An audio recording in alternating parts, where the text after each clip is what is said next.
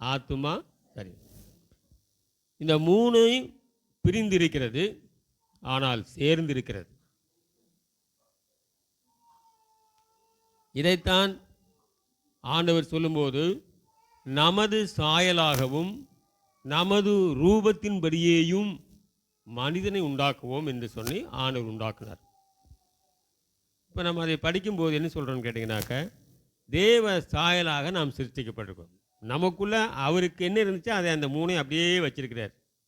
ஆவி, ஆத்துமா, சரீரம். இப்போ இந்த ஆவிக்கும் இந்த சரீரத்துக்கும் யார் ஹெட்டு, யார் லீடர் அப்படின்னு சொல்லி நீங்கள் பார்த்தீங்கன்னாக்க, யார்? ஆத்துமா தான் லீடர். ஆத்துமா அப்படிங்கிறது என்ன அப்படின்னாக்க, நம்முடைய சரீரம், இருதயம் உடனடியாக ஆண்டவரோடு தொடர்பு கொள்ள முடியாது. ஆனால் ஆத்துமா தேவனோடு சஞ்சரிக்கக்கூடியது. ஏனென்றால் ஆத்துமா, தேவன் ஆதாமை படைத்த உடனே அவர் தம்முடைய நாசி, தன்னுடைய வாயிலிருந்து ஆதாமுடைய நாசியிலே காற்றை ஊதினார், சுவாசத்தை ஊதினார். சுவாசத்தை ஊதும்போது ஆதாம் என்னவாக மாறினார்? ஜீவ ஆத்மா. ஜீவ ஆத்மா, உயிர் உள்ள ஆத்மா.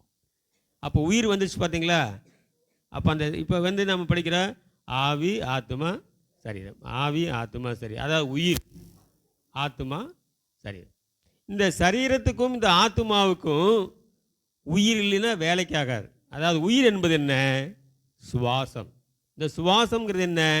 தேவன் ஆதாமுக்கு கொடுத்தார். அது எல்லா மனிதர்களுக்கும், எல்லா ஜீவன்களுக்கும், எல்லாத்துக்கும் இருக்குது. இப்போ பாப்பாவை உட்கார வைங்க, தட்டி விட்ட வரைக்கும் நீங்கள் தூக்கிட்டு போகக்கூடாது. அதுக்கு முன்னாலேயே ரெடி ஆகிக்குங்க. இப்போ நம்ம எல்லா ஜீவன்களுக்கும், எல்லா ஜீவன்கள், ஜீவராசிகள், உலகம் அத்தனையும் படைத்தவர் யாரு? படைத்தவர் யாரு? ஆண்டவர் சொல்ல முடியாது, அவர் பிதா. பிதா. இப்போ நம்ம பிதான்னு சொல்கிறோம். மாடு என்ன சொல்லு? ஏதோ அதனுடைய பாசையில் அம்மான்னு சத்தம் போடும். அதனுடைய பாசையில் அப்பா. அது கடவுளை நோக்கி கூப்பிடுது. என் குட்டையை காணோம், இந்த எங்கேயும் தண்ணியே இல்லை அப்படிங்கிறதுக்காக அம்மான்னு லாங்காக கூப்பிடுச்சுனாக்கா அவர் திரும்பி பார்ப்பார். திரும்பி பார்த்து அங்கே தண்ணி இருக்குது போ அப்படின்ட்டுருவார். நம்ம நினைக்கிறோம் மனுஷர்களை மட்டும்தான் அவர் நேசிக்கிறாரு, மனுஷர்களை மட்டும்தான் தடவை கொடுத்துட்டே இருக்காரு நினைக்கிறேன். கிடையாது. உலகத்தில் அத்தனை ஜீவன், ஒரு சிட்டுக்குருவி பசியில் மேலே வானத்தை பார்த்து கூக்குன்னு கத்துச்சுன்னா போதும், உடனடியாக ஆண்டவர் அதுக்கு ஆகாரம் கொடுப்பார். சரி, இதெல்லாம் நம்ம பெருசாக பெரிய திமிங்கலம், நீங்கள்லாம் கேள்விப்பட்டிருக்கீங்க, கடலில் இருக்குது பெரிய திமிங்கலம். அது மேலே அது ஒரு ஒரு ஒரு 50 பேரை உட்காரலாம் நிற்கலாம், அந்த அளவுக்கு பெரிய திமிங்கலம்னு சொல்லி படிச்சிருக்கிறோம். அதை ஆண்டவர் எதுக்காக உருவாக்குனார்னு கேட்டிங்கனாக்க, கடலில் சமுத்திரத்தில் விளையாடுகிறதுக்காக பண்ணினாராம். அவருக்கு ஒரு பொழுதுபோக்கு பாருங்கள். அது போய் விளையாடுறத அது பார்க்கணும், ஆண்டவர் பார்க்கணும். சரி, திருப்பூர்காரங்கெல்லாம் சேர்ந்து ஒரு 4 திமிங்கலத்துக்கு டெய்லி சாப்பாடு கொடுத்துருங்க அப்படின்னு சொல்லி நம்மகிட்ட சொன்னால் நாம் என்ன செய்வோம்? என்ன செய்வோம்? திருப்பூரை விட்டு எங்கேயாச்சும் ஓடிடுவோம். திருப்பூருக்காரன் தான் சொல்லி, திருப்பூரில் இருந்தால் தானே பிரச்சனை, கிளம்பு மூணாறு போ, அங்கே யார் புதறக்குள்ள கண்டுபிடிக்க முடியாது. போட முடியுமா? அதுக்கு நாம் உணவு கொடுக்க முடியுமா? அதனுடைய வயிறு என்ன, அது வாய் என்ன, அதுக்கு என்ன நாம் என்ன சோளப்புறையாக கொடுக்க முடியும்? சில பேர் இந்த வேடிக்கை பார்க்கும்போது பாருங்கள், மீனெல்லாம் வந்து உடனே பொறி போடுவாங்க, பார்த்துருக்கீங்களா? அது என்ன நினைக்க யோசிச்சு பாருங்கள். பொறி போடும்போது அந்த மீன் நம்மளை என்ன நினைக்கும்? இவன் எந்த ஊருக்காருன்னு தெரியல, என்னை ஆண்டவர் எப்படியெல்லாம் படைச்சிருக்கிறாரு, இந்த நாய் எனக்கு பொறி போடுறானுங்களே அப்படின்னு நினைக்கும். அதுக்கெல்லாம் நிறைய அறிவு இருக்குது, யோசிக்கிற திறன் இருக்குது. எல்லாவற்றையும் அவர் படைத்ததினால் அவர் பிதாவானார். எல்லா ஜீவன்களும் அவரை நோக்கி கூப்பிடும். எல்லா காகங்களுக்கும், பைபிளை நீங்கள் படிங்க, நான் பைபிள் இல்லாத நான் ஒன்றும் சொல்லலை. காகங்கள் கூப்பிடுகிறது ஆண்டவரை. இப்போ நம்ம நினைப்போம், ஒரு புறா கூப்பிட்டா பரவாயில்ல, ஒரு மயில் கூப்பிட்டா அழகாக இருக்குது, அது ஒரு குயில் கூப்பிட்டா பரவாயில்ல, இந்த காக்காய்க்கு என்ன காக்கான்ட்டே இருக்குதே, ஏன்னா அது நம்மளுக்கு பிடிக்காது. ஆனால் அதை படைத்தவருக்கு பிடி. காக்கைக்கும் தன் குஞ்சு பொண்ணு. இப்போ கவனிங்க, எல்லாவற்றுக்கும் இருதயம் இருக்கிறது. எல்லாவற்றுக்கும் இருதயம் இருக்கிறது. இருதயமே இல்லாமல் எந்த ஒரு ஜீவன்களும் கிடையாது. இருதயம் என்றால் என்ன? அது லைஃப்பில் அதுதான் எது யோசிச்சு நடக்கிறது. பறக்கலாமா பறக்க வேண்டாமா, இதை சாப்பிட்லாமா வேண்டாமா, இது நல்ல சாப்பாடாக இல்லையான்னு சொல்லி கொஞ்சம் நேரம் பார்க்கும். அப்படியே மூக்கில் கலைச்சி பார்க்கும். கொஞ்சம் அந்த மூக்கில் கலைக்கும் போது தான் அதனுடைய அதனுடைய டேஸ்ட் உள்ளே போகும். சரி சாப்பிட்லான்ட்டு சாப்பிடும். அதுக்கெல்லாம் ஆண்டவர் அறிவு கொடுத்துருக்கிறார். நம்மளை மாதிரி கண்டதையும் வாங்கி சாட் போட்டு நம்ம கடைசியில் வாந்தி எடுத்துகிட்டு இருக்கிறதெல்லாம் அது நம்ம தான். இன்னும் 2 கொடுங்க, இன்னும் கொஞ்சம் கொடுங்க அப்படின்னு சொல்லி கொடுத்து போட்டு அப்புறம் அங்கே போய் நம்ம வாந்தி எடுத்துகிட்டு இருப்போம். ஆனால் அதுகெல்லாம் அப்படி கிடையாது, அளவாக தான் சாப்பிடும். நீங்கள் ஏதாவது ஒரு குருவிக்கு, ஏதாவது ஒரு பறவைகளுக்கு, ஏதாவது சின்ன மிருகங்கள் கூட வயிறு பெருசாக்கிறத பார்த்துருக்குறோமா? அளவாக தான் சாப்பிடாதில்ல, கரெக்டாக தான் இருக்கு. எல்லாவற்றுக்கும் ஒரு தகப்பன் உண்டு, அது அப்பா பிதா. ஆனால் நம்முடைய சரீரத்தில் ஆண்டவர் வச்சிருக்கிறது இருதயம், 2வது ஆத்துமான்னு சொல்கிறோம். இப்போ இருதயம் அப்படிங்கிறது சரீரத்தோடு இணைந்திருக்கிறது. இந்த ஆவியும் ஆத்மாவோடும் சரீரத்தோடும் இணைந்திருக்கிறது. இந்த 2க்கும் பொதுவானது ஆவி. ஆவி என்னது? உயிர். உயிர் இல்லாமல் ஆத்மாவும் வாழ முடியாது, சரீரமும் வாழ முடியாது. இந்த இருதயத்தை ஆண்டவர் மனிதனுக்கு வச்சிருக்கிறார். இப்போ நம்ம எல்லாருக்கும் தெரியும், ஹார்ட் பீட்டிங், 4 வால்வு இருக்குது, அது துடிக்கும். லங்ஸு அதுக்கு ஹெல்ப் பண்ணும். லங்ஸு கீழே மேலே போயிட்டு வந்தாங்க ஹார்ட் துடிக்கும். இதெல்லாம் நம்ம சயின்ஸில் படிச்சிருக்கிறோம், எப்படி துடிக்குது என்னென்னு. எப்பவுமே துடித்து கொண்டே தான் இருக்கும். ஆனால் எல்லாவற்றுக்கும் கண்ட்ரோலை நம்ம கையில் ஆண்டவர் கொடுத்துட்டார். நீ எவ்வளோ வேணாலும் சாப்பிட்லாம், எவ்வளோ தூரம் வேணாலும் பார்க்கலாம், எவ்வளோ வெயிட் வேணாலும் நீ தூக்கலாம், இதெல்லாம் நம்ம கண்ட்ரோல் கொடுத்துட்டார். நீ எவ்வளோ பணம் வேணாலும் சம்பாதிக்கலாம், எவ்வளோ பணம் வேணாலும் நீ செலவழிச்சதே போகலாம், எல்லாம் கண்ட்ரோலையும் நம்ம கையில் கொடுத்துருக்கார். ஆனால் இருதயத்தினுடைய கண்ட்ரோலை நம்ம கையில் கொடுக்கல. இருதயத்தினுடைய கண்ட்ரோல் நம்ம கையில் கொடுக்கல. அதை யார் கையில் கொடுத்துருக்கான்னு கேட்டிங்கனாக்கா, ஆத்துமாவினுடைய கையில் கொடுத்துருக்கிறார். இந்த இருதயம் தப்பாக யோசிக்கும் போது ஆத்மா சொல்லும், சரீரமே, ஹார்ட்டே, நீ யோசிக்கிறது தப்பு, நீ ரொம்பவும் கவலைப்படுகிறாய்,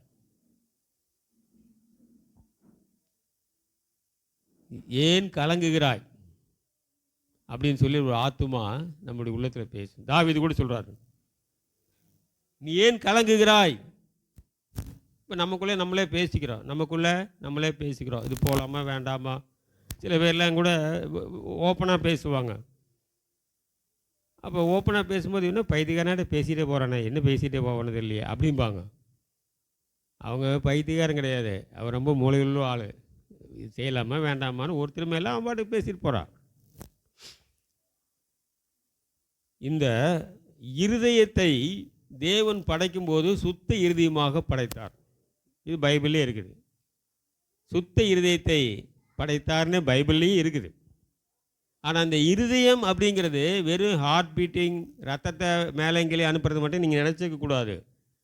முழு சரீரத்தினுடைய ஆசை, விருப்பங்கள், வாஞ்சைகள், இச்சைகள் எல்லாம் அதில் தான் அடங்கியிருக்கு. இதனுடைய பொருள் என்ன இங்கே நாம் பார்க்கிறோம், எல்லாவற்றை பார்க்கிலும் இருதயமே திருக்குள்ளதும் மகா கேடு உள்ளதுமாயிருக்கிறது, அதை அறியத்தக்கவன் யார். இதில் என்னன்னு கேட்டிங்கன்னா, இருதயம் நல்ல இருதயமாக இருந்ததை ஏதோ ஒரு நம்ம உலகில் வாழும்போது அல்லது நம்முடைய பக்கத்தில் கூட அல்லது ஏதோ ஒரு வகையில் நம்மோட என்ட்ராயிருச்சு ஒரு தீய சக்தி, அல்லது நம்மை வசீகரப்படுத்தக்கூடிய அல்லது நம்மை ஏமாந்து போக செய்யக்கூடிய சில காரியங்கள் இந்த உலகத்தில் இருக்குது. சில எல்லைகள் இருக்குது, சில இடங்கள் இருக்கிறது, சில மனிதர்கள் இருக்கிறாங்க. இப்போது ஆண்டவர் எல்லாவற்றையுமே ஒழுங்காகவும் எல்லாவற்றையுமே ஒழுக்கமாகவும் சகலமும் நல்ல ஒழுக்கமாகவும் சகலமும் நல்ல பர்ஃபெக்டாக தான் ஆண்டவர் படைத்தார். ஆண்டவர் படைத்ததில் எதுலேயுமே குறையே எதுவும் கிடையாது. இப்போ நம்முடைய சரீரம், இப்போ ஒருத்தர் வந்து நல்லா ரொம்ப கலராக இருக்கிறாங்க, ஒருத்தர் நல்லா உயரமாக இருப்பாங்க, ஒருத்தர் ரொம்ப குள்ளமாக இருப்பாங்க, ஒருத்தர் ரொம்ப குண்டாக ஸ்டைலில் ரொம்ப குண்டாக இருப்பாங்க, ஒருத்தர் பார்க்கவே சகிக்காது, இப்படியெல்லாம் இருக்கலாம். ஆனால் இது எல்லாமே தேவ சாயல்த்தை, அதை நீங்கள் முதல்ல புரிஞ்சுக்குங்க. அது யாரையும் என்ன செஞ்சிடாதீங்க. நம்ம என்ன செஞ்சிருக்க, மனம் போன போக்கில் பேசிடக்கூடாது. அப்படி ஆகிறதுக்கு நமக்கு கொஞ்சம் நேரம் கூட ஆகாது. ஆனால் இது நாம் கவனிக்க வேண்டியது என்னன்னு கேட்டிங்கனாக்க, நம்மை படைக்கும்போது தேவன் அவருடைய விருப்பத்தின்படி படைச்சிருக்கிறார், அவருடைய சாயலின்படி படைச்சிருக்கிறார். நம்முடைய எதிர்பார்ப்பும் நம்முடைய ஆதங்கம் என்னன்னு கேட்டிங்கன்னா, நான் இன்னொரு 1.5 அடி வளர்ந்துருந்தால் நல்லா இருந்திருக்கும், நான் இன்னும் கொஞ்சம் கலராக இருந்திருந்தால் நல்லா இருந்திருக்கும், இல்லை நான் ரொம்ப கலராக இருந்தால் நல்லா இருந்திருக்கும், நல்லா நான் ஹைட்டாக இருந்திருந்தேன்னா எல்லோரும் இப்படி குனிஞ்சு பார்க்குற மாதிரி இருந்திருந்தேன்னா நல்லா இருக்கும், ஒரு ஆள் அப்படியே பிடிச்சி தூக்குற மாதிரி இருந்ததுன்னா நல்லா இருந்திருக்கும். இப்போ தூக்க முடியுமா? சரி, ரைட், இதெல்லாம் நம்முடைய உருவங்கள். ஆனால் நீங்களும் ஆண்டுடைய சமூகத்துக்கு போகும்போது எல்லாரும் மறுரூபமாக்கப்படும், எல்லாரும் மறுரூபமாக்கப்படும்.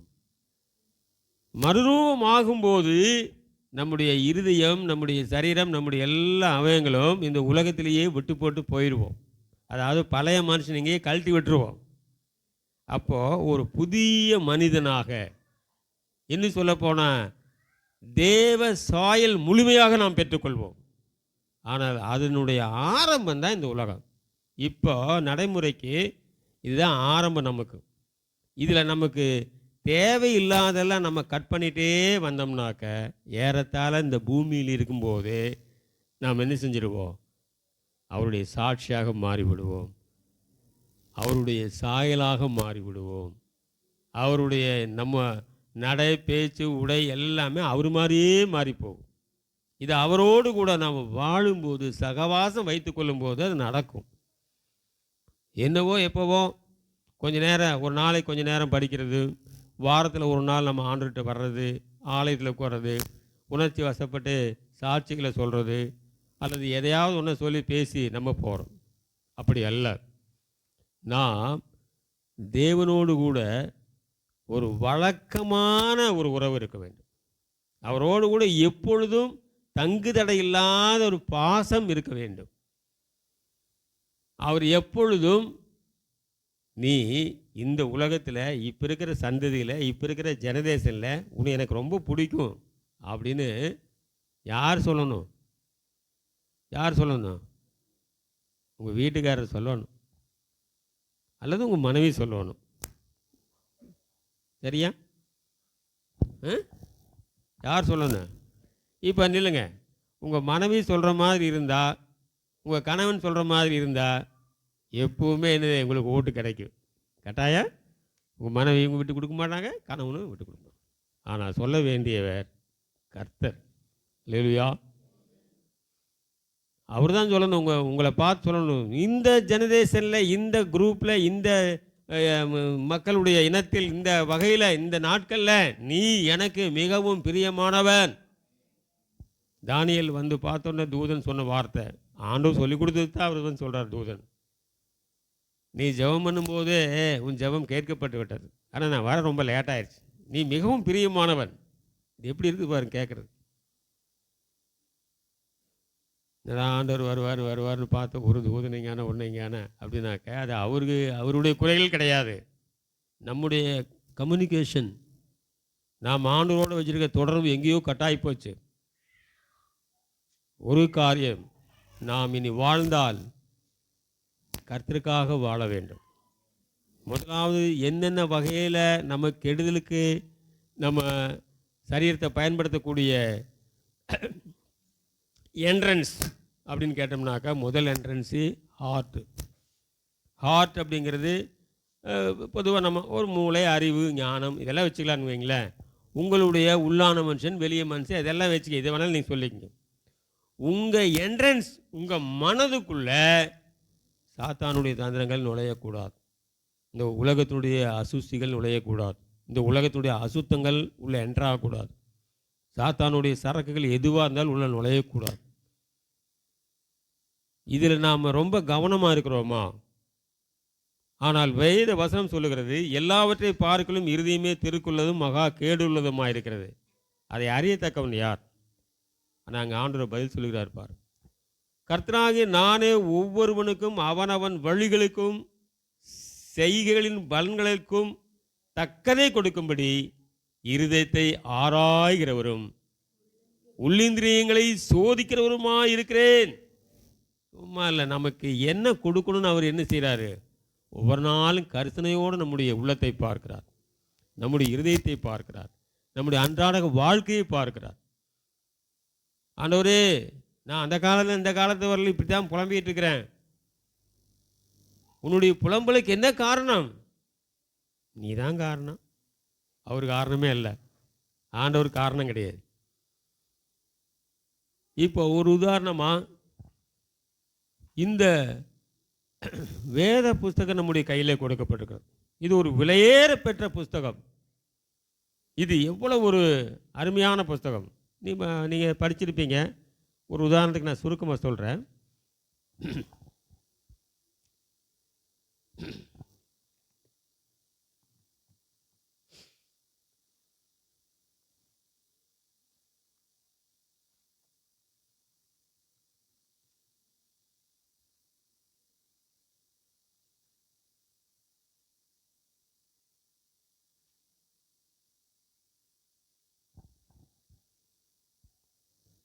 பத்தொன்பதாவது சங்கீதத்தில் பைபிள்,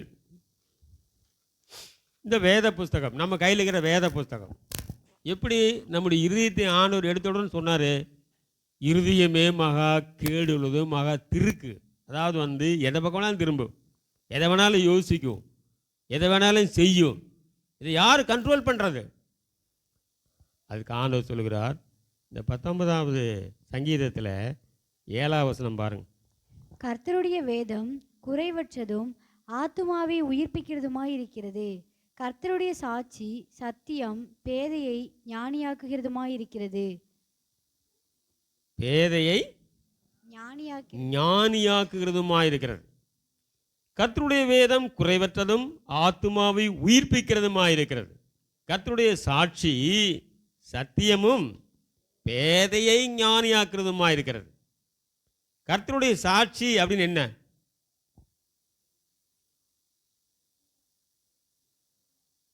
கர்த்தருடைய சாட்சி சத்தியம்.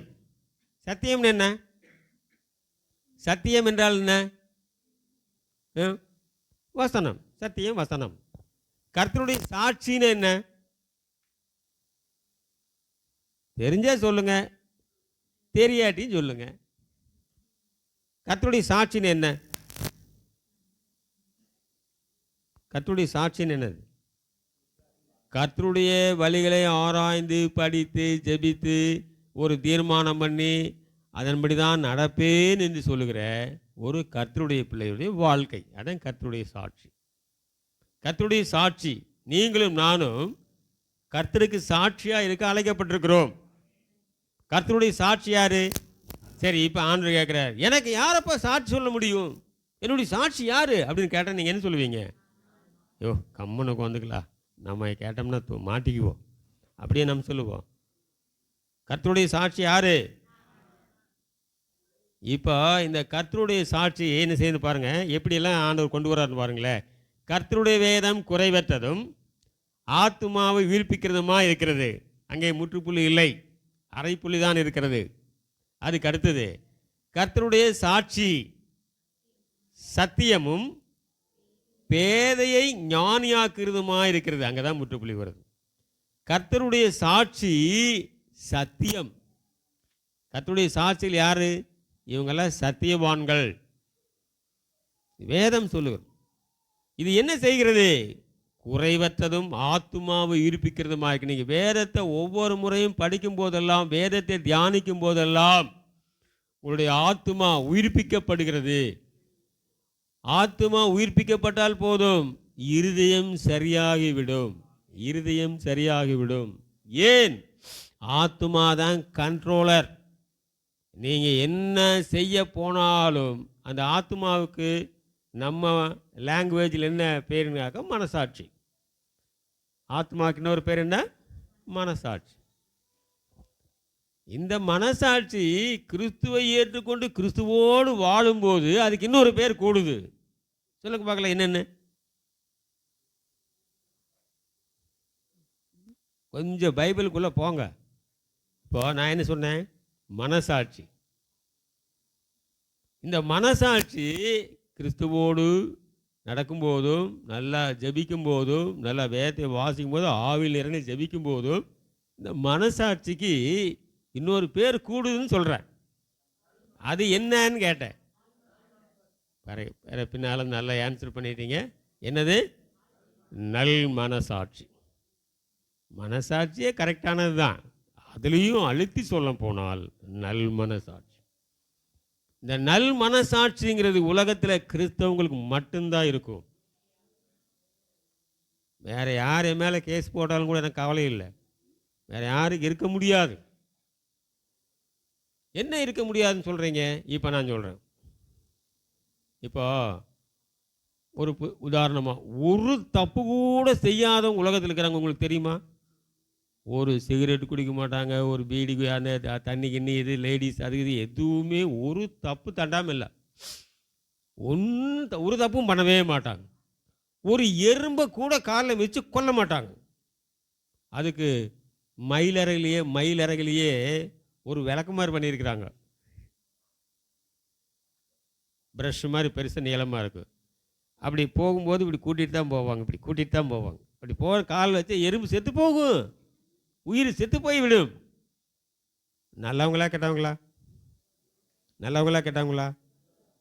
அம்மா, தாயே, எனக்கு ஏதாவது கொடுங்கன்னு வீட்டுக்கு வந்தாங்கனாக்கா இன்னொரு விளக்குமாறு வச்சுருக்கிறாங்க. இன்னொரு விளக்குமாறு எடுத்து காட்டுவாங்க. ஆனால் எந்த தப்பும் பண்ண மாட்டாங்க. எறும்புக்கு அவங்களுக்கு ஒரு சட்டப்பையிலே பெருசாக வச்சுருப்பாங்க. 1.5 கிலோ கம்பு சோளம் போடுற மாதிரி வச்சுருப்பாங்க. அதை இப்படி கை கடைசி வரல் விட்டு எறும்புகளுக்கு போட்டே போவாங்க.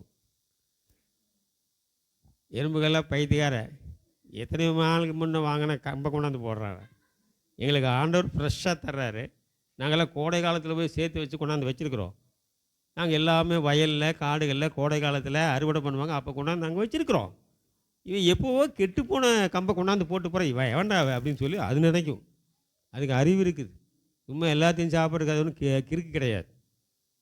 நல்லா புரிஞ்சுக்குங்க. நீங்கள்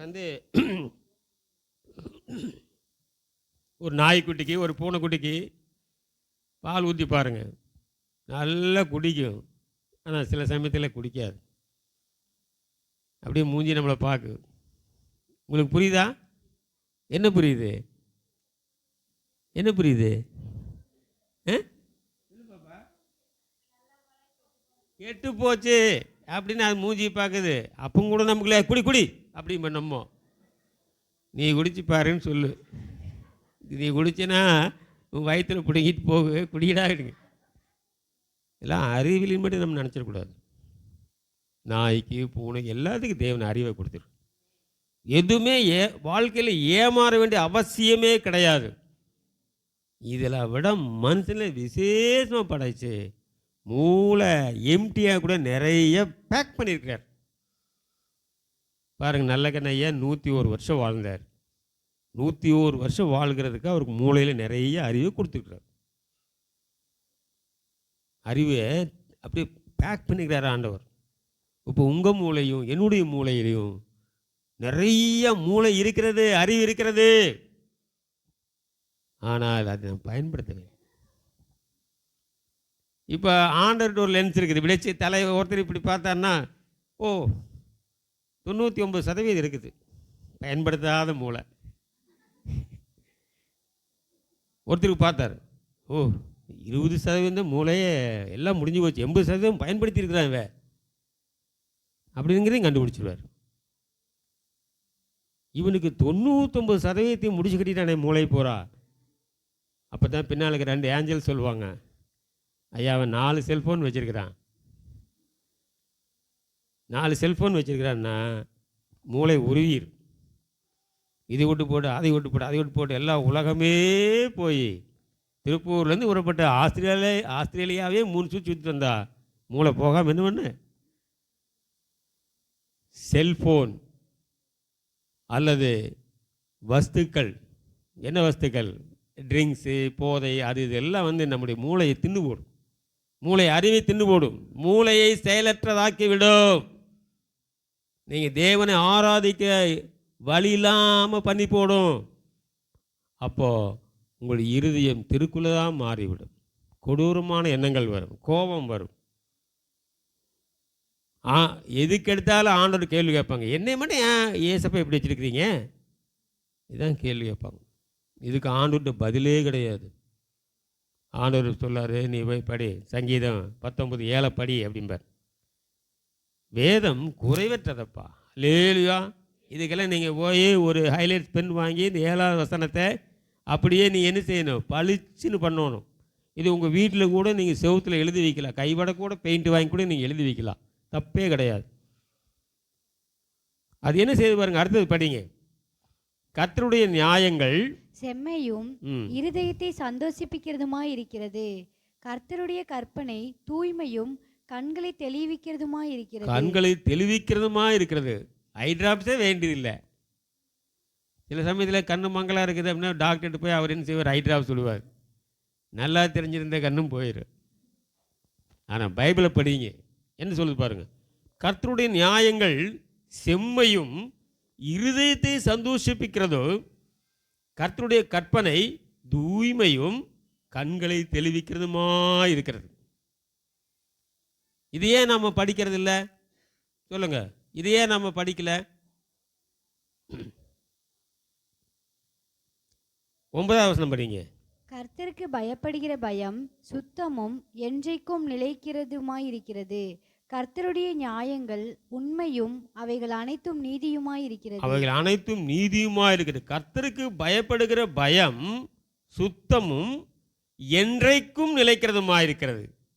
கர்த்தருடைய நியாயங்கள் உண்மையும் அவைகள் அனைத்தும் நீதியுமாயிருக்கிறது.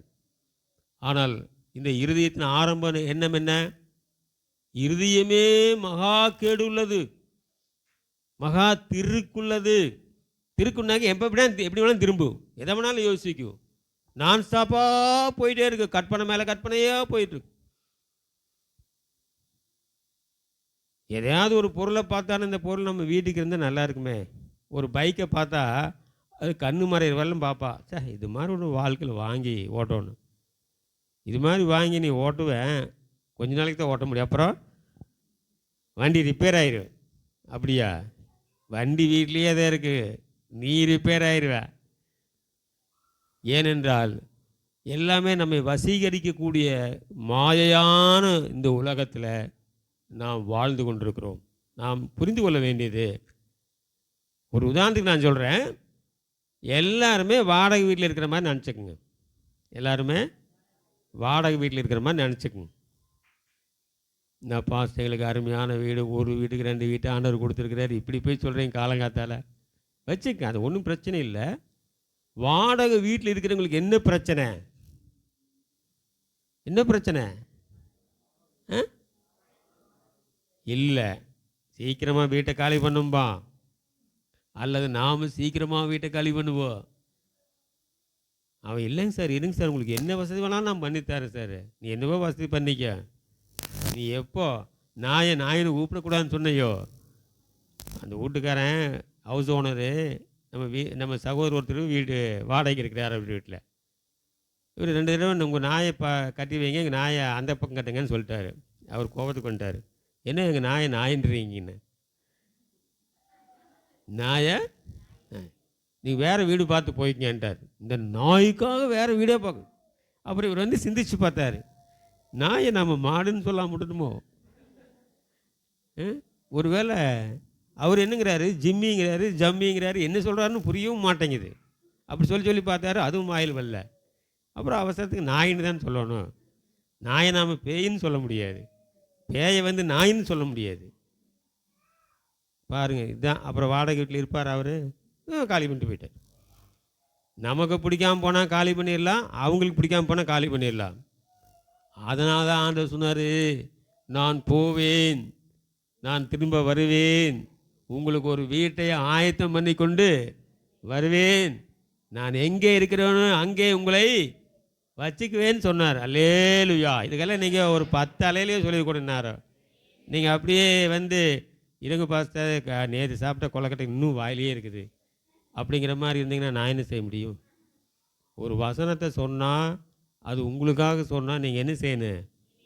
காதை பிளக்கிற மாதிரி ஒரு அலையிலே சொல்லியிருக்க வேண்டாமா? வீடுன்னு எனக்காக கட்டிக்கிட்டார் ஆண்டவர். நான் போய் உங்களுக்காக ஒரு வீட்டை, ஸ்தலத்தை ஆயத்தம் பண்ணின பின்பு நான் வந்து நான் இருக்கிற இடத்துல நீங்கள் இருப்பீங்கன்றார். இதெல்லாம் என்ன ஒரு அன்பு! நீங்கள் எல்லாம் நீங்கள் மெடிடேட் பண்ணி தியானம் பண்ணி பார்க்க வேணும்.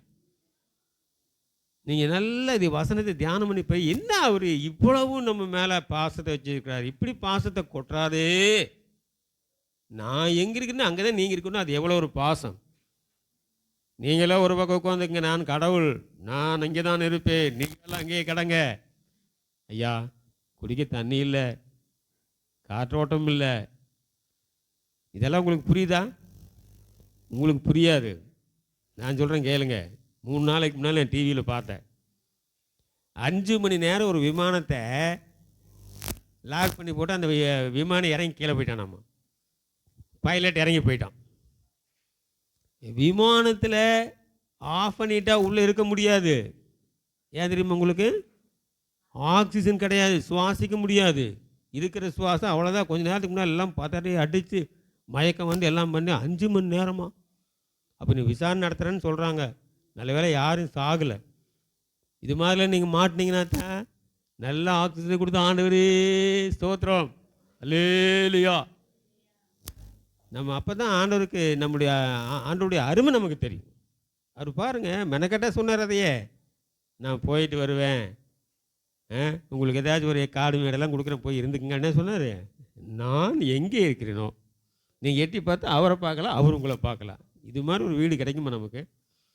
இவ்வளவு பாசத்தை பொங்குகிற ஆண்டவருக்கு நானும் நீங்களும் உங்கள் பாசத்தை எப்படி வெளிப்படுத்த வேண்டும்? எப்படி வெளிப்படுத்த வேண்டும்? ஆண்டவரே, இந்த உலகம் மாயை, அது எனக்கு வேண்டாம், இது எனக்கு வேண்டாம், உமக்கு பிடிச்சது மட்டும் நான் செய்கிறேன். இதானே என்னுடைய முதல் தீர்மானம். அப்போ நீங்கள் என்ன செய்யணும்? 9வது வசனம். கர்த்தருக்கு பயப்படுகிற பயம் சுத்தமும் என்றைக்கும் நிலைக்கிறதுமாயிருக்கிறது. கர்த்தருடைய நியாயங்கள் உண்மையும் அவைகள் அனைத்தும் நீதியுமாயிருக்கிறது. இந்த 9வது வசனத்தை அப்படியே நீங்கள் என்ன செய்யணும்? ஒரு பேப்பரில் எழுதி அல்லது பெரிய செவுத்தில் கூட நீங்கள் எழுதி டெய்லி நீங்கள் இதை பார்க்கணும், பார்த்துட்டே இருக்கணும். ஏன் பார்க்கணும்? கர்த்தருக்கு பயப்படுகிற பயம் சுத்தமானது. இப்போ ஆண்டவர் கர்த்தருக்கு பயப்படுகிற பயத்தை உங்ககிட்ட எதிர்பார்க்கிறார், எங்கிட்ட எதிர்பார்க்கிறாரு. கர்த்தருக்கு பயப்படுகிற பயம் வேணுமா வேண்டாமா? எல்லாம் சொல்லுங்கள். கர்த்தருக்கு பயப்படுகிறதுன்னு என்ன? அதுவே எங்களுக்கு தெரியாதுங்க. அதுக்கு மேலே மேலே மேலே மேலே போகிறீங்க, நீங்கள் ஜம்ப் அடிச்சுட்டே போகிறீங்க. கர்த்தருக்கு பயப்படுகிற பயம் என்ன? ஒரு வரியில் சொல்லுங்க பார்க்கல, யாராவது ஒருத்தர். கர்த்தருக்கு பயப்படுகிற பயம்னா என்ன?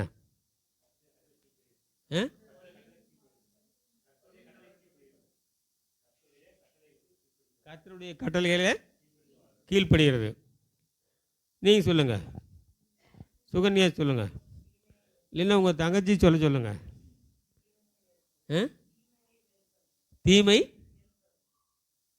தீமையை வெறுப்பது. Very good.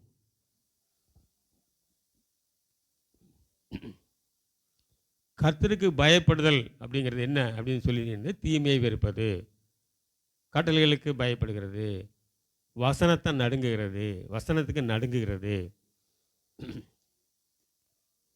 இப்போ இதெல்லாம் உண்மையிலேயே வந்து நமக்கு ஆண்டவர் எழுதி கொடுத்துருக்காரு. இந்த வசனத்தின்படி நடக்கிறது அப்படிங்கிறது வந்து நமக்கு சில சமயங்களில் முடியாத ஒரு காரியமாக இருக்கு.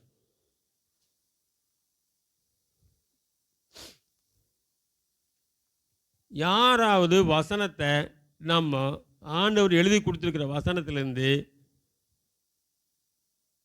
அதைய அதாவது என்ன செய்கிறது, அதுக்கு ஏருக்கு மாறாக செய்கிறது, ஏருக்கு மாறாக நீ இதை செய்யாதே அப்படின்னு ஆண்டவர் சொன்னார்னா, பைபிளில் இருக்குன்னு வச்சுக்க கட்டளை, அதைத்தான் செய்கிறது. இது ஆண்டவருக்கு பிடிக்குமா? இதுதான் கர்த்தருக்கு பயப்படாமல் போகிறது. கர்த்தருக்கு பயப்படாமல் போகிறதுனே இதுதான்.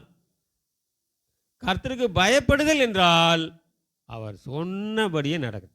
நீ சொன்னீங்க ஆண்டவரே, நான் அந்த பக்கம் இந்த பக்கம் திரும்ப மாட்டேன் ஆண்டவர், எனக்கு பிடிக்காது, நீ சொன்னபடி செய்வேன். அதுக்கு உதாரணமாக ஆண்டவர் சொல்கிறாரு. இதை நீங்கள் நான் சிந்தனைக்காக சொல்கிறேன், சிந்தனைக்காக சொல்கிறேன். நீங்கள் யோசிச்சு பாருங்க. நீதிமொழிகள் புஸ்தகம் 13வது வசனம், 13 ஃபேன்சி நம்பர் 13. திருவசனத்தை அவமதிக்கிறவன் நாசமடைவான், கற்பனைக்கு பயப்படுகிறவனோ பலனடைவான். போதும். திருவசனத்தை அவமதிக்கிறவன் நாசமடைவான், கற்பனைக்கு பயப்படுகிறவனோ பலனடைவான், பலனடைவான். இப்போ கர்த்தருக்கு பயப்படுதல், இப்போ நான் ஒரு உதாரணம் சொல்கிறேன் பாருங்களேன். இப்போ பாருங்கள், எத்தனை பேர் என் மேலே கோவப்படுறான்னு பாருங்கள். ரெடி ஆகி பெண்களுக்கு தான் சொல்ல போகிறேன் நான். இப்போ ஒரு அம்மா நல்லா அருமையான பிரசங்கியார் அம்மா, பார்க்கவே நல்லா ஃபேராக இருப்பாங்க. நடிகைகள் எல்லாம் அந்த பக்கம் நிற்கணும். என்னத்தை ஆண்டவர் அழகாக கொடுத்துருக்காரு, அவங்க இருக்கிறது சந்தோஷம் நல்லா இருக்கட்டும். அவங்க போட்டுக்கிற ட்ரெஸ்ஸு, ஆனால் வசனம் பேசுகிறாங்க, அருமையான வசனம், ஆஹா இன்னும் கொஞ்சம் நேரம் கேட்கலாம்ட்டு. ஆனால் அந்த அம்மா முக்காடு போட முடியாதுன்னு சொல்லிட்டாங்க. பிரசங்கம் பண்ணும்போது நான் முக்காடு போட மாட்டேன். நிறைய பேர் துண்டு சீட்டில் எழுதி கொடுத்தாங்க, சகோதரி அவர்களே நீங்கள் சீக்கிரமாக முக்காடு போடுங்கள், உங்கள் பிரசங்கம் நல்லா இருக்குது, நீங்கள் ஆவிக்குரிய இது பேசுகிறீங்க, முக்காடு போடுங்கள், முக்காடு போடு 3 பேர் எழுதி கொடுத்தாங்க. அந்த அம்மா வாங்கிட்டு இப்படி கீழே போட்டு கம்முன்னு போட்டு போயிட்டு பிரசங்கம் பண்ணிட்டே போயிருக்கலாம். நான் முக்காடு போட மாட்டேன். இது யார் கேட்டாங்களா? போட சொன்னது 3 பேர், 300 பேர் கம்முன்னு உட்காந்து கேட்டுட்டு இருக்கிறாங்க. 297 பேருக்கு இது தேவையாது. எதுக்கு நம்ம முக்காடு போட மாட்டேன்னு சொல்கிறாங்க? செய்தி தானே நாம் கேட்டுட்ருக்குறோம். இவங்க முக்காடு போட மாட்டேன்னு சொல்லி இடையில எதே பேசுகிறாங்க. என்னது தெரியாது. 3 பேர் தான் உங்கள்கிட்ட கேட்டாங்க, 290 பேர் கவனிச்சுட்டுருக்குறாங்க. சபை முழுசு எல்லாம் கேட்பாங்க. ஒருத்தர் தப்பு பண்ணியிருப்பார், அந்த பாஸ்ட் அந்த ஒருத்தரையே கார்னர் பண்ணி பேசிட்டே இருப்பார். இவன் அப்படி ஆயிடுவான், இப்படி ஆயிடுவான், அது ஆயிடுவா அது ஆயிடுவான்னு. இந்த 99 பேர் யோசிப்பாங்க, என்னடா பாஸ்ட் நல்லா தானே பேசிட்டு இருந்தது, எவனையோ பேசுகிறாரு, எங்கே யாரை பேசுகிறாங்கன்னு தெரியல, நம்மளை எல்லாத்துக்கும் சேர்ந்து பேசுகிறாரு, என்னடா அது அப்படி. தவறது. எனக்கு கர்த்தருக்கு பயப்படுகிற பயம் இருக்க வேண்டும். கேட்குற உங்களுக்கும் கர்த்தருக்கு பயப்படுகிற பயம் இருக்க வேண்டும். திருவசனத்தை எந்த வகையிலும் நாம் அவமதிக்க கூடாது. அதுக்கு கடுமையான வார்த்தையை ஆண்டவர் சொல்லியிருக்கிறாரு. எனக்கும் கூட கொஞ்சம் வருத்தம், வேறு ஏதாவது கொஞ்சம் என்ன எழுதி பார்க்கலாம்னு பார்த்தேன், நீ அதில் கை வைக்காதுன்ட்டார் ஆண்டவர். நாசமடைவான் தான் விடு, என்ன உனக்கு என்ன அதுக்கு அட்ஜஸ்ட்மெண்ட் வேண்டி கிடக்குதுன்ட்டார். திருவசனம் கர்த்தருடைய வார்த்தை, கர்த்தருடைய வார்த்தை. அதனால தான் 23 ஆண்டவர் சொன்னார். 13 சொல்லி போட்டு 23 என்ன சொன்னார்?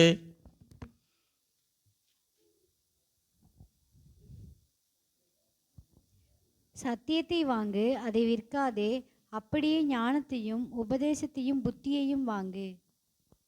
இங்க என்ன சொல்றாரு பாருங்க ஆண்டவர், சத்தியத்தை வாங்கு, அது என்ன செய்யாத, விற்காத. எப்படி விற்கிறது?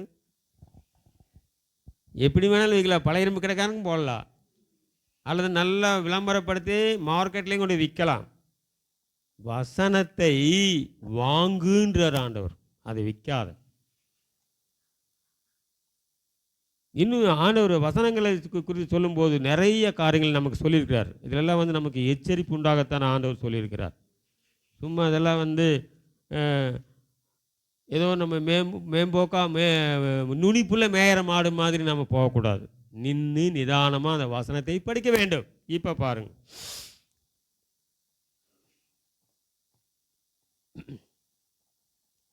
நீதிமொழிகள் 20:24 என்ன இருக்குன்னு பாருங்க.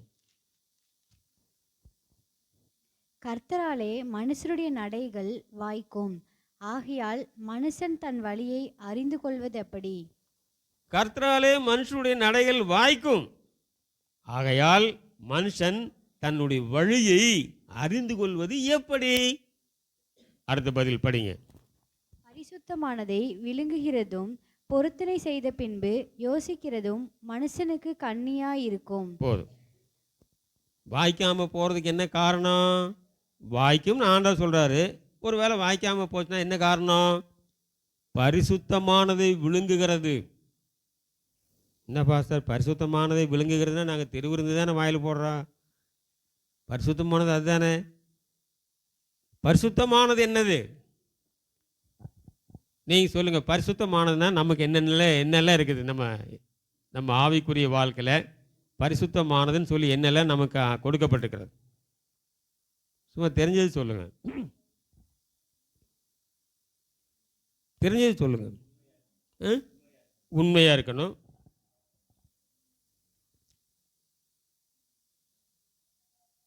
இல்லை இங்கே உங்களுக்கு நல்ல வெட்ட வெளிச்சமாக சொல்லிக்கிறார் ஆண்டவர். பரிசுத்தமானதை விழுங்குகிறது. பரிசுத்தமானது என்ன?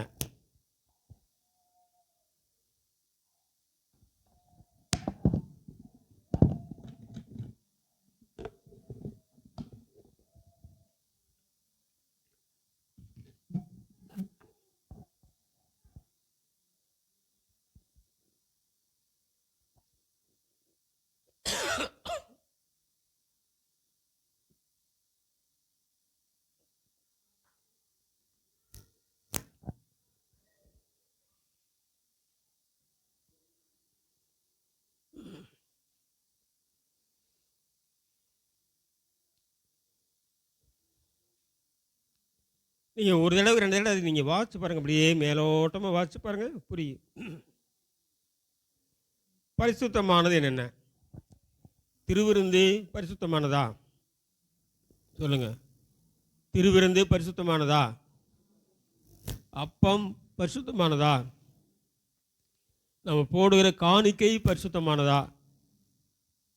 நீங்கள் போடுகிற காணிக்கை பரிசுத்தமானதா? இன்னும் உங்களுக்கே சந்தேகமாக இருக்குதா? என்னை பார்க்குறீங்க? நீங்கள் போடுகிற காணிக்கை பரிசுத்தமானதா? ஆமாம், பரிசுத்தமானது. நீங்கள் செய்கிற பொருத்தனை பரிசுத்தமானதா? சொல்லுங்கள். பொருத்தனை என்னது? பொருத்தனைன்னு என்ன? முதல்ல உங்களுடைய ஒரு கட்டான நேரத்தில் ஆண்டவர் இதெல்லாம் எனக்கு நடந்துச்சுனாக்க நான் இப்படி செய்கிறேன், இது நான் கொண்டு சபைக்கு இப்படி செய்கிறேன், இப்படி ஊழியத்துக்கு நான் செய்கிறேன்னு சொல்கிறது பொருத்தனை. பொருத்தனை பரிசுத்தமானது. பரிசுத்தமானதெல்லாம் இப்போ நம்ம வரிசையில் நம்ம எல்லாத்தையும் சொன்னோம். இந்த பரிசுத்தமானதை விழுங்குகிறதுன்னு என்ன அர்த்தம்? காணிக்கை நம்ம போடுறோம், அது பரிசுத்தமானது. ஆனால் இங்கே வசனத்தில் எடுக்க பரிசுத்தமானதை விழுங்குறதுனாக்க அந்த காணிக்கையை போடாமல் விழுங்குறோன்னு அர்த்தம். அது கர்த்தருக்குரியதை நாம் எடுத்துக்கொள்கிறோம்னு என்றது. இது தேவனுக்கு பிடிக்காது. பைபிள் சட்டத்தின்படி பரிசுத்தமானதை விழுங்காதே. உங்களுக்கு என்ன ஆண்டவர் வருமானம் கொடுக்குறாரோ, 100 ரூபா கொடுத்தாருன்னா அது 10 ரூபா கொடுக்கும். அது 10 ரூபா பரிசுத்தமானது. நீங்கள் இந்த 10 ரூபாயை ஒரு 10% கொடுக்கறனால 90% பரிசுத்தம் அடையும். சம்பளம் முழுசுமே பரிசுத்தம் அடைஞ்சிடும். அதில் எந்த விதமான சாக்கு போக்கும் எல்லாம் நொண்டி சாக்கெல்லாம் கிடையவே கிடையாது. அது திருடு போகாது, அது வீண் செலவுக்கு போகாது, அந்நியருடைய கையில் அது மேலே படாது. அந்த 90% சேஃப்டியாக இருக்கும். 10% கொண்டு ஆண்டவரோட பங்கு கொடுக்குற பங்கு, அது கர்த்தருடைய பங்கு. நம்ம அந்த பங்கை வாயில் போட்டோம்னாக்க 90% அவுட்டு. இதுதான் விஷயம். என்ன பாஸ்டர், ஒருத்தர் கொடுக்காம போனால் மற்றவங்கெல்லாம் கொடுக்குறாங்கல்ல, அது நமக்கு தேவையில்லை. பரலோகத்துக்கு எல்லோரும் போகிறாங்க, நாமளும் தானே போகணும்.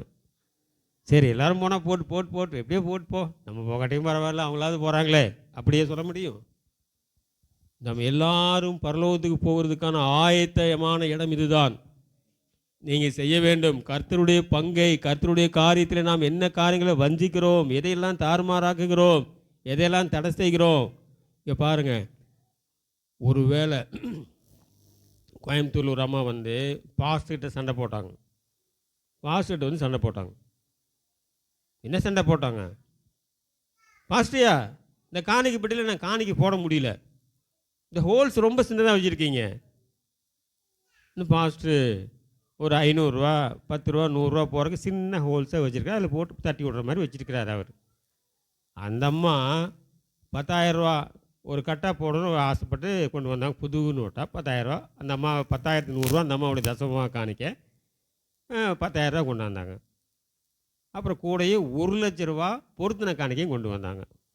இந்த அம்மா காணிக்கப்பட்டு எப்படி போடுவாங்க?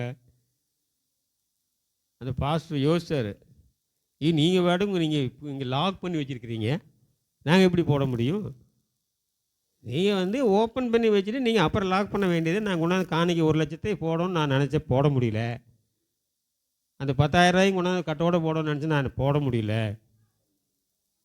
இந்த பாஸ்டர் அடுத்த வாரமே காணிக்கை பெட்டியை ஓப்பன் பண்ணி வைக்கிற மாதிரி பண்ணி போட்டேன். அந்த 10,000 காணிக்கையும் 1,00,000 ரூபா கொடுத்த காணிக்கையும் அந்த அம்மா ஒரு தொழில் அதிபர், ஒரு ரிக்கு போர்வெல் வச்சுருக்காங்க அந்த அம்மா.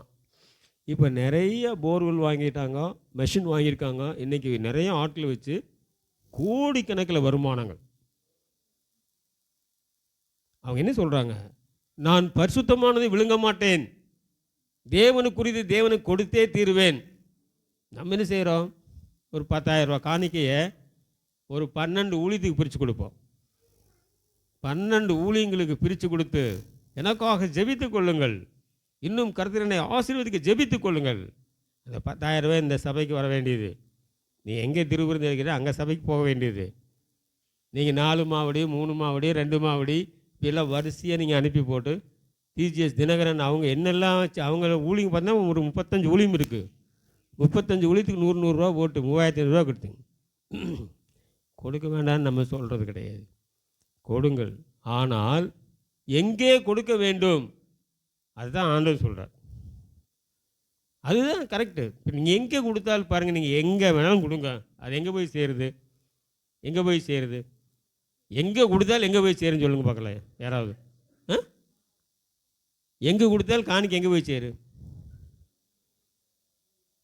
அது உங்களுக்கு இன்னும் தெரிய மாட்டேங்குது. எங்கே கொடுத்தீங்கனாலும் கர்த்தருடைய கைக்கு தான் போய் சேரும். நல்லா கேட்டுக்குங்க. அங்கே வந்த வரைக்கும் எனக்கு ஆண்டவர் கொடுப்பார், புரியுதா? எங்கே காணிக்கை கொடுத்தாலும் கர்த்தருடைய கைக்கு போயிடும். ஆனால் ஆண்டவர் அதில் கவனமாய் சொல்லுகிற ஒரு காரியம் என்னவென்றால், நீ இருக்கிற இடத்துல கொடு, நீ இருக்கிற இடத்துல கொடு. அதுதான் ஆண்டவர் விரும்புகிறது. இந்த இருதயம் திருக்குள்ளதாய், இந்த இருதயம் தேவனுக்கு விரோதமான காரியங்களை செய்கிறதுக்கு நம்முடைய ஆத்துமா ஒருபோதும் விடாது. ஏனென்றால் இந்த ஆத்துமாவை வேத வசனத்தால் நிரப்புங்கள், பரிசுத்த ஆவியினால் நிரப்புங்கள். நீங்கள் ஒன்று தீமோத்தேயு 1ஆம் அதிகாரம் 7ஆம் வசனத்தை படித்து பாருங்கள். 1 தீமோத்தேயு 1:7. தாங்கள் சொல்கிறது இன்னதென்றும் தாங்கள் சாதிக்கிறது இன்னதென்றும் அறியாதிருந்தும் நியாயப்பிரமாண போதகராய் இருக்க விரும்புகிறார்கள்.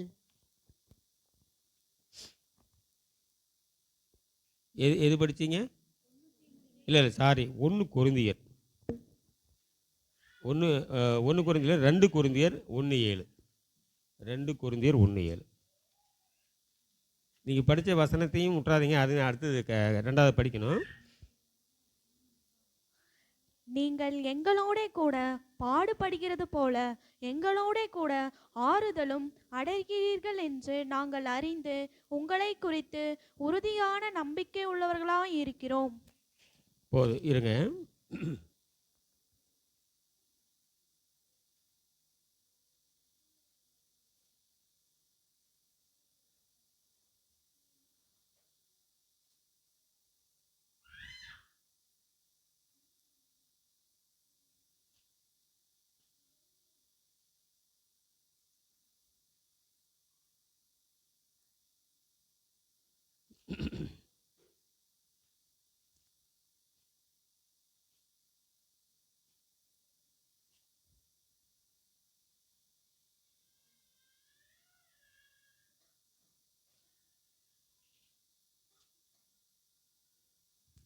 2 தீமோத்தேயு 1:7. 2 தீமோத்தேயு. தேவன் நமக்கு பயமுள்ள ஆவியை கொடாமல் பலமும் அன்பும் தெளிந்த புத்தியுள்ள ஆவியை கொடுத்திருக்கிறார். தேவன் நமக்கு பயமுள்ள ஆவியை கொடாமல் பலமும் அன்பும் தெளிந்த புத்தி உள்ள ஆவியையே கொடுத்திருக்கிறார். இந்த வசனத்தை நீங்கள் தேவன் நமக்கு பயமுள்ள ஆவியை கொடுக்கவில்லை அப்படின்னு அர்த்தம். எதுக்கெடுத்தாலும் பயப்படுறது, எதுக்கெடுத்தாலும் பயம். அப்படி பயப்படுகிறதுக்கான ஒரு பரிசுத்த ஆவி தேவன் நமக்கு கொடுக்காமல் பலமும் ஸ்ட்ராங் வேவரிங் மைண்டு கிடையாது. சும்மா அது இங்கே தடுமாறுறது, அந்த பக்கம் சாயிறது இந்த பக்கம் சாயிறதெல்லாம் கிடையவே கிடையாது. Strong mind, strong mind. அடுத்தது அன்பு. எல்லாவற்றிலும் நாம் அன்பு செலுத்துகிறோம். தேவனுக்கு அன்பு செலுத்துகிறோம், சகோதரோடு அன்பு செலுத்துகிறோம், ஒருவருக்கொருவர் நாம் அன்பு செலுத்துகிறோம். இது நமக்கு வேண்டும். அது மாத்திரமல்ல, தெளிந்த புத்தி. எல்லாரும் சொல்லுங்க. முதல் என்ன? பலம், ஸ்ட்ராங் மைண்ட். ரெண்டாவது அன்பு. மூணாவது தெளிந்த புத்தி. கிறிஸ்தவங்களுக்கு இது அவசியம். தெளிந்த புத்தி அவசியம். நீங்கள் யோசிக்க வேண்டும். இன்றைக்கு நாம் கர்த்தருடைய பந்திக்கு நாம் போகிறோம். என்ன ப்ரோக்ராம் வந்தாலும் கட் பண்ணு. கர்த்தருடைய பந்திக்கு நாம் போக போகிறோம், திருவிருந்து எடுக்க போக போகிறோம். இதுக்கு உங்களுக்கு சோதனைகள் வரும். ஊர்லேருந்து வர சொல்லியிருப்பாங்க, அல்லது ஏற்கனவே நீங்கள் பிளான் பண்ணியிருப்பீங்க, அல்லது அங்கே போகணும் இங்கே போனாலே ஏற்கனவே குறித்து வச்சுருப்பீங்க. அதை எல்லாத்தையும் கட் பண்ணிவிட்டு தேவ சமூகத்துக்கு வர வேண்டும். கர்த்தருக்கு பயப்படுகிற பயம் நமக்கு இருக்குமானால் முதலிடம் நம்ம ஆண்டவருக்கு தான் கொடுப்போம். வேதம் சொல்லுகிறபடி சபை கூடி வருதலை விட்டு விடாதிருங்கள். இது கர்த்தருடைய கட்டளை. அப்போ வசனத்தை நாம் அவமதிக்க கூடாது. வேத வசனத்தை அவமதிக்கும் போது அது நமக்கு சேதத்தை கொண்டு வரும் என்று எழுதப்பட்டிருக்கு. பரிசுத்தமானதை விழுங்காதே, தேவன் கட்டளை. என்னவோ நீங்கள் நினைக்கக்கூடாது, நான் நினைக்கக்கூடாது, நான் கொடுக்குறனால தான் எல்லாமே நடக்குதப்பா அப்படி நான் நினைக்கவே கூடாது. எல்லாமே நடக்கிறது கர்த்தரால் தான். அல்லேலூயா. கர்த்தர் தான் உங்களுக்கு பலத்தை கொடுக்குறார். சம்பாதிக்கிறதுக்கு பலத்தை கொடுக்குற ஒரு கர்த்தர் தான். எல்லாம் கர்த்தருடைய கையில் வாங்கி கர்த்தரிடத்தில் நாம் கொடுக்குறோம். தாவீது சொல்லுகிறார், கர்த்தாவே நாங்கள் என்ன பெருசாக காணிக்க படைத்து விட்டோம், உம்முடைய கையில் வாங்கி நான் உமக்கே கொடுக்குறோம். 1 நாளாகமம் 29 பாருங்கள். சீக்கிரம் நான் முடிக்க போகிறேன். 1 நாளாகமம்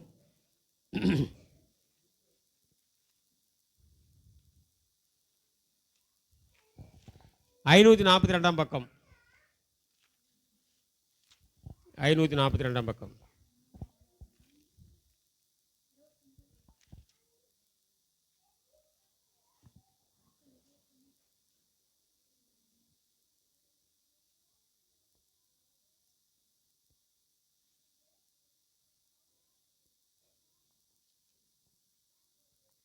ஒன்பதாவது வசனம் படிங்களா? 9வது வசனம்.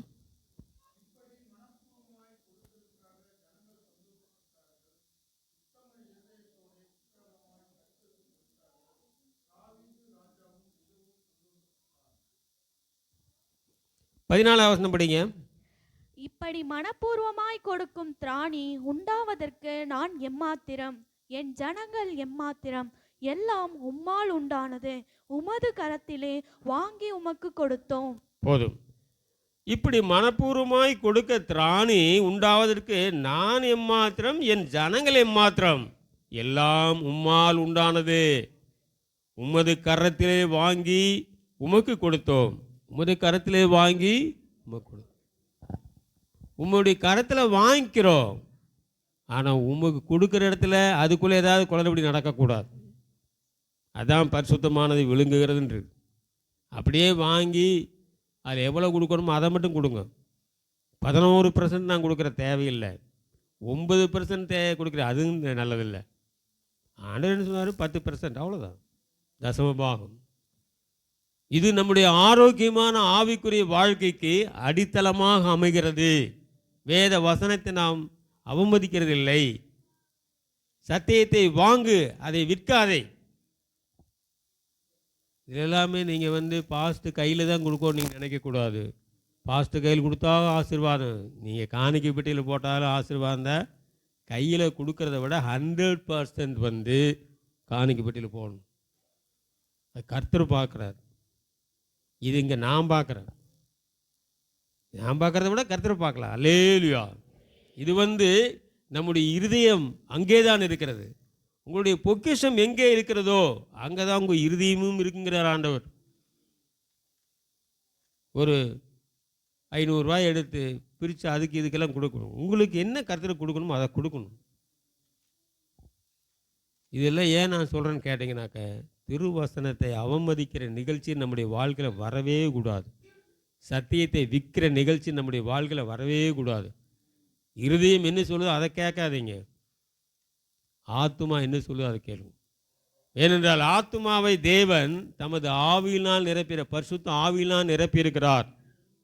அதை மனசாட்சி மட்டுமல்ல, நல் மனசாட்சியாக ஆண்டு மாற்றியிருக்கிறார். இந்த நல் மனசாட்சி சொல்லுகிறது நாம் கேட்க வேண்டும். ஒருவேளை நீங்கள் இதுவரையில் இதில் குறைவுள்ளவர்களாக இருப்பீர்களே ஆனால் தயவு செய்து சரி பண்ணி கொள்ளுங்கள். தயவு செய்து இதை சீர்படுத்தி கொள்ளுங்கள். இது உங்களுடைய வாழ்க்கையில் ஆசீர்வாதத்தை உயர்த்தி கொண்டே வரும். அப்படி இல்லைன்னா என்ன நடக்கும்? நீங்கள் 13 படிங்க, 23 மறக்காமல் படிங்க. நீதிமொழிகள் 13 படிங்க, 23 படிங்க. 1 கொரிந்தியர் 2 கொரிந்தியர் 1:7 இப்போ கடைசியாக படிச்சிடலாம். அது சரி. நம்ம இந்த இதுலேயே 1:29 நீங்கள் பாருங்கள். 10வது வசனம் படிங்க. 10 படிங்க.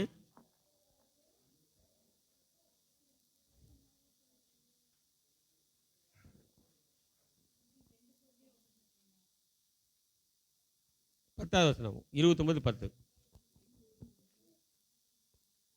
1 நாளாகமும் 29:10. ஆகையால் தாவீது சபை அனைத்தின் கண்களுக்கு முன்பாகவும் கர்த்தருக்கு ஸ்தோத்திரம் செலுத்தி சொன்னது, எங்கள் தகப்பனாகிய இஸ்ரவேலின் தேவனாகிய கர்த்தாவே, சதா காலங்களிலும் தேவரீருக்கு ஸ்தோத்திரம் உண்டாவதாக. 12 படிங்க. ஐஸ்வர்யமும் கனமும் உம்மாலே வருகிறது.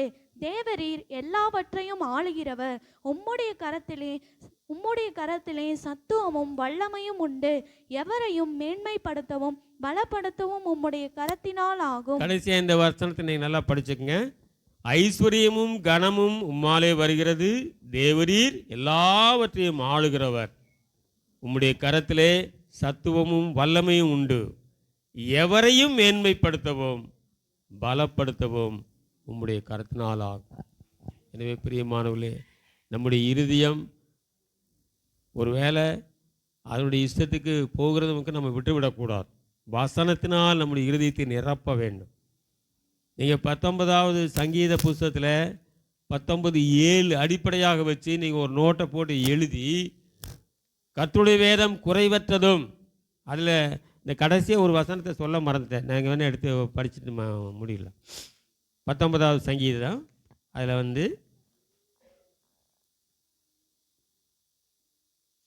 19வது சங்கீதத்திலேயே 10வது வசனம் படிங்க. அவைகள் பொன்னிலும் மிகுந்த பசும் பொன்னிலும் விரும்பப்படத்தக்கதும், தேனிலும் தேன் கூட்டிலும் இருந்து ஒழுகும் தெளித்தேனிலும் மதுரமுள்ளதுமாயிருக்கிறது. அவைகள் பொன்னிலும் மிகுந்த பசும் பொன்னிலும் விரும்பப்படத்தக்கதும், தேனிலும் தேன் கூட்டிலிருந்து ஒழுகும் தேனிலும் மதுரமுள்ளதுமாக இருக்கு. 19:10. இதெல்லாம் எதுக்காக நாம் இன்னைக்கு தியானிக்கிறேன்னு கேட்டிங்கனாக்க, கர்த்தருடைய வேதம் குறைவற்றதாக இருக்கிறது. அது நம்ம கையில் இருக்கிறது. அல்லேலூயா. நம்ம கையில் எவ்வளோ ஒரு ஆசீர்வாதத்தை நம்ம வச்சுருக்கிறோம்.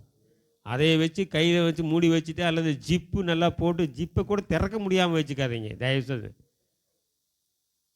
படிக்கலாம் தான் இருந்தும் பாஸ்டர், இந்த ஜிப்பு ரிப்பேர் ஆகி பைபிள் திறக்க 3 நாள் ஆகிட்டு இருக்குதுங்க பாஸ்டர். அதெல்லாம் வேண்டாம். உங்களுடைய வாழ்க்கையில் குறைவற்ற ஒரு நிலைமையை வரக்கூடாது. அதாவது நம்ம குறைவுகளை நம்ம ஃபேஸ் பண்ணக்கூடாது. ஆசீர்வாதத்தின் மேலே ஆசீர்வாதம் போகணும்.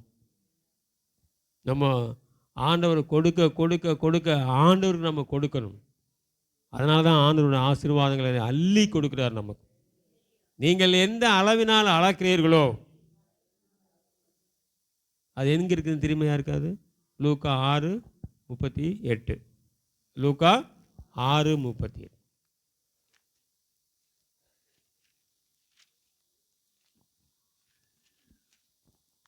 லூக்கா 6:38. சத்தமாக வாசிங்க. கொடுங்கள், அப்பொழுது உங்களுக்கு கொடுக்கப்படும். அமுக்கி குலுக்கி சரிந்து விழும்படி நன்றாய் அளந்து உங்கள் மடியிலே போடுவார்கள். நீங்கள் எந்த அளவினால் அளக்கிறீர்களோ அந்த அளவினால் உங்களுக்கு அளக்கப்படும் என்றார். எப்படி போடுவாங்கன்னு பாருங்க. நல்லா படிங்க.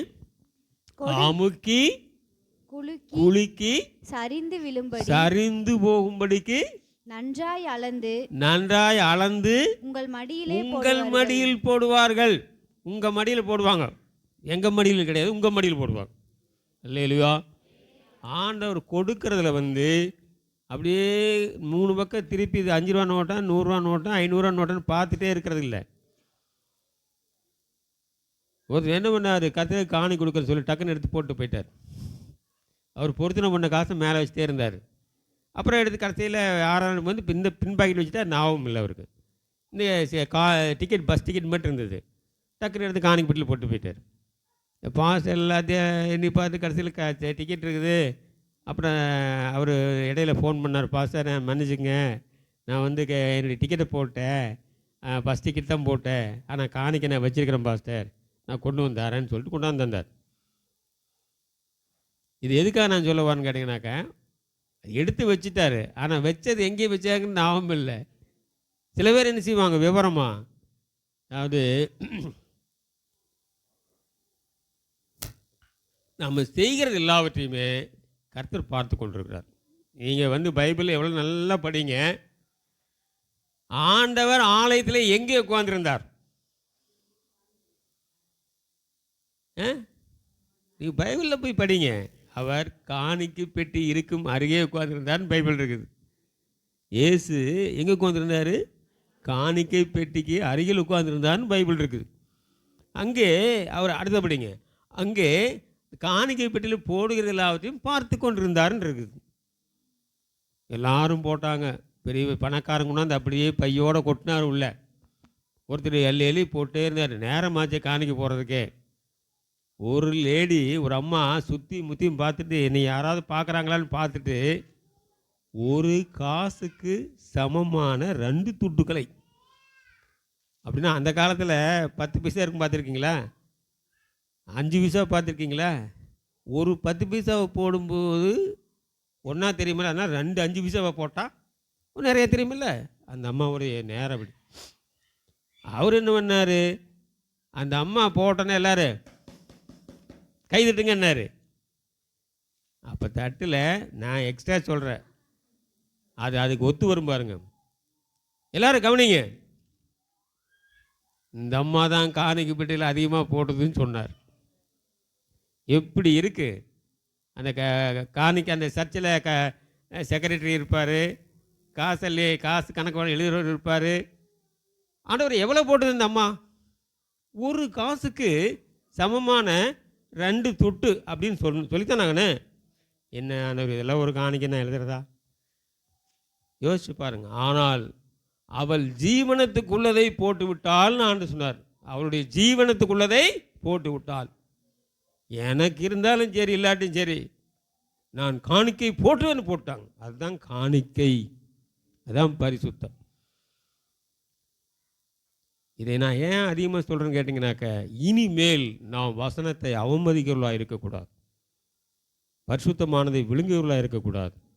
கர்த்தருக்கு கொடுக்கும்போது கர்த்தர் நமக்கு திருப்பி கொடுக்கறது எப்படி கொடுக்குறன்னு படித்து நம்ம எல்லோரும் லூக்கா 6:38 போய் வீட்டில் மனப்பாடம் பண்ணுங்க.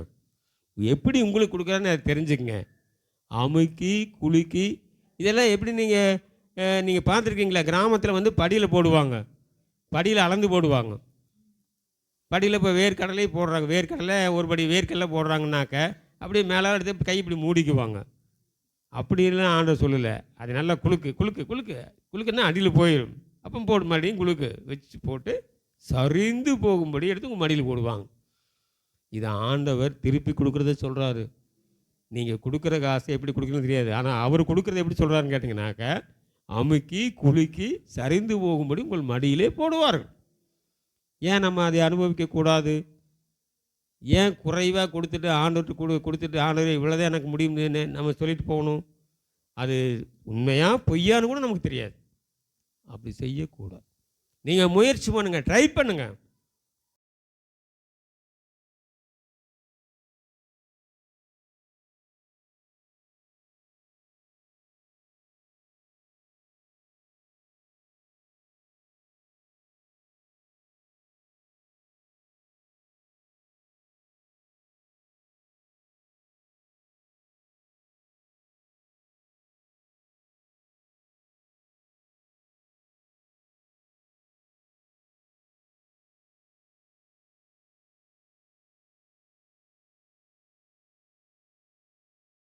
நம்முடைய சரீரத்துக்கு ஆவிக்குரிய சரீரத்துக்கு இருதயத்துக்கும் ஹார்ட் எதுன்னு கேட்டாங்க, பிரெயின் மிகுந்த தொடர்பு. அதை பின்னால் நீங்கள் சொல்லி தரீங்க.